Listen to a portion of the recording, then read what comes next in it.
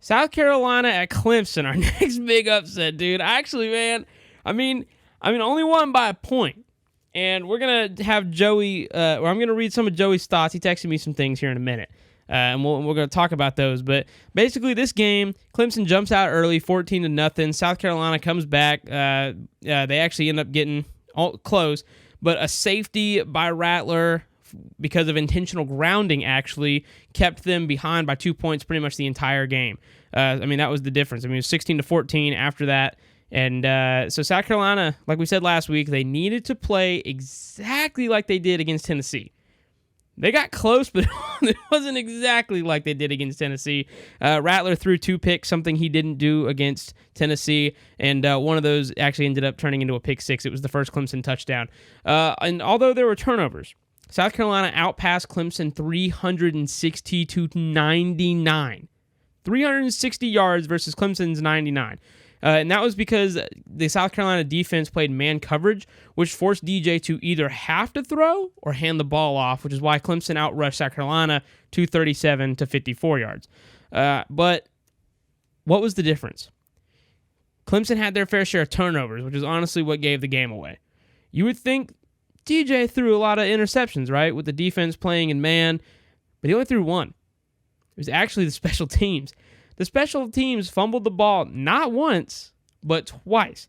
The second time being on a punt return with 2 minutes and 15 seconds left, down 1 point. All you have to do is not turn it over, go downfield, kick a field goal, and you win.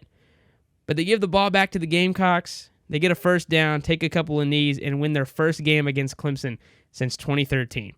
So who picked who? Me and Isaac, South Carolina. Got it close. Joey obviously picked Clemson, him being a Clemson fan. And I got to say, I think I'm just going to let Joey say what he needs to say. This is Joey. At the beginning, the defense was doing great and the offense was doing decent, good enough to keep the defense off the field to breathe. I would definitely agree with that. The issue came in the second half when, although, yes, the offense's identity is relying on Will Shipley and Moffitt in the run game, there was no major pass plays that made the defense have to readjust. Receivers were dropping passes. DJ was missing throws. Screen passes don't work forever, and the South Carolina defense focused in on the run, shutting down every sense of the offense. In my honest opinion, although the Carolina offense looked good, it wasn't what won them the game.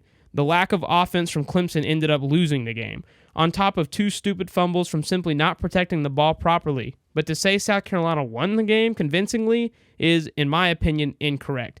Spencer Rattler throwing 2 terrible interceptions, no run impact at all. I can bring up holding calls, but I'm not going to because that's a whole different story. Now, there's some things in here that I definitely agree with, and one of them is to say South Carolina dominated this game is 100% incorrect. South Carolina did not dominate in this game. They were close. They had great passing game, but like Joey said, no run game. Something I did want to respond to that Joey said about Clemson's pass game.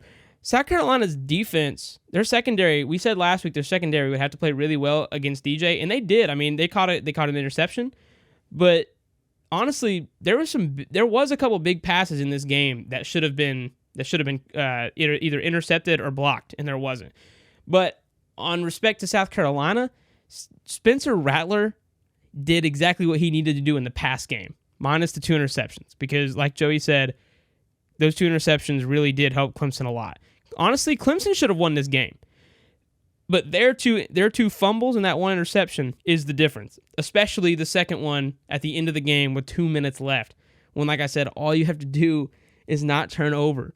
You just don't turn over the ball, your offense goes downfield, kicks a field goal, and you win. So. Yeah, and I've got to say, Mason, I think, all in all, I think South Carolina, they ultimately, like you said, on defense, they kind of locked in. And I'll also throw this out there. I'm not saying it would have made a big difference, but I can't help but wonder if they would have, and I'm not blaming all this on DJ, but only 99 pass yards is really, it's just really not good. So I can't help but wonder if maybe, just maybe, if they would have had a different quarterback. Again, not saying it would have made a big difference, but if DJ would not have been the starter, if it would have made a big difference. I don't think it would have, but I can't help but wonder if maybe, having the ability to have a pass offense would have changed it.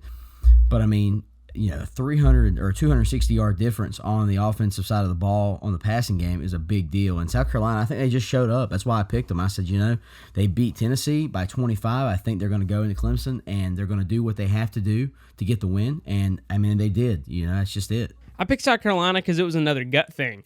For me, I was like, I feel like South Carolina is playing really hot right now. I feel like if Rattler can go into Death Valley and play exactly like he did against Tennessee, then they were going to win this game.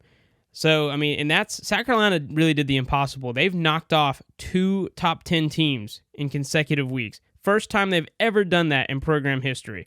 First was number 5, Tennessee. The second team being obviously number 8, Clemson. So, South Carolina just out here winning lottos and crushing playoff dreams. They're doing it, man. They are. And something else I wanted to point out, too, just responding to the defensive comments of South Carolina, they kind of did what Georgia did against Tennessee. They kind of went away from the zone coverage and went to the man defense.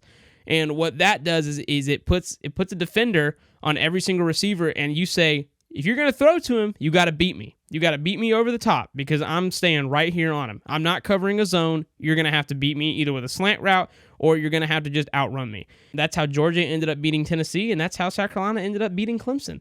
And I'm kind of glad that South Carolina beat Clemson low-key because I really wanted that pick to win. And I really like Shane Beamer. I think he's a good coach. I think it's just cool to see a team that started so low. Because, in South Carolina's last season with Will Muschamp, they ended up going like 2-8, I think. And last year they go 6-6, beat UNC in the Duke's Mayo Bowl, and this year they come into Death Valley. They're going to end at 8. They're going to end the regular season at 8-4 with 2 top 10 wins in a row. That to me is crazy.